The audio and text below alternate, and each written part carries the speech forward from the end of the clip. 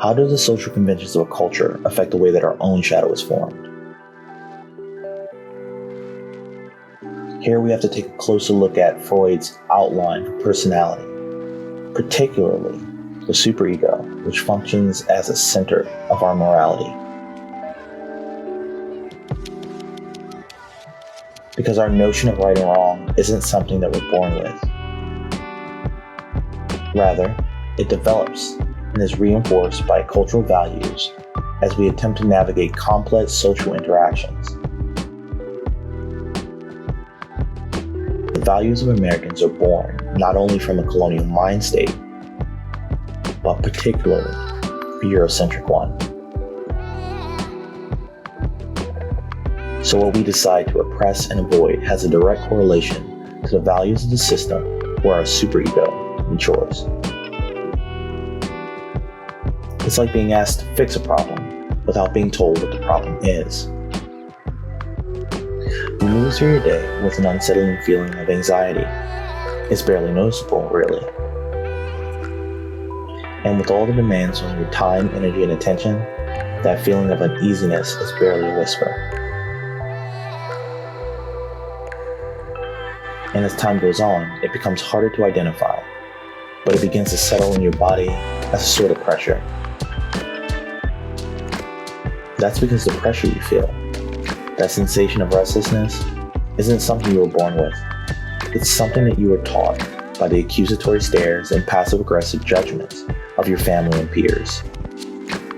And because it's not really yours, it's not something that you want to keep for yourself.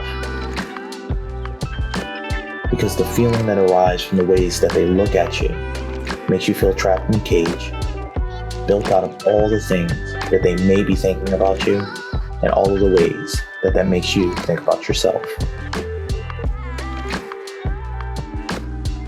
How do you find a way to exist outside of that relationship that seems to define your every waking moment? How do you integrate an aspect of your consciousness that you inherited from a culture that you didn't have a hand in building, but that affects your peace of mind in subtle ways? We're exploring the implications of inheriting aspects of your personal shadow from a culture's collective shadow, and how it becomes increasingly difficult to define and engage that shadow when we're still living in the system that perpetuates it. How do we identify the aspects of our shadow? How do we differentiate between our personal subconscious architecture and the mental constructs of the society in which we were born? Maybe there isn't a clear-cut method to engaging the shadow of a society that's still growing and changing. And the best we can do is to continue mindfully engaging with that shadow so that its energy doesn't build up to a level where it becomes unmanageable. If you're looking for resources, mentorship, or support for yourself or someone you love, check out divinebydesign.org. Sit in or participate in one of our free dream circles. And don't forget to like, subscribe, and share.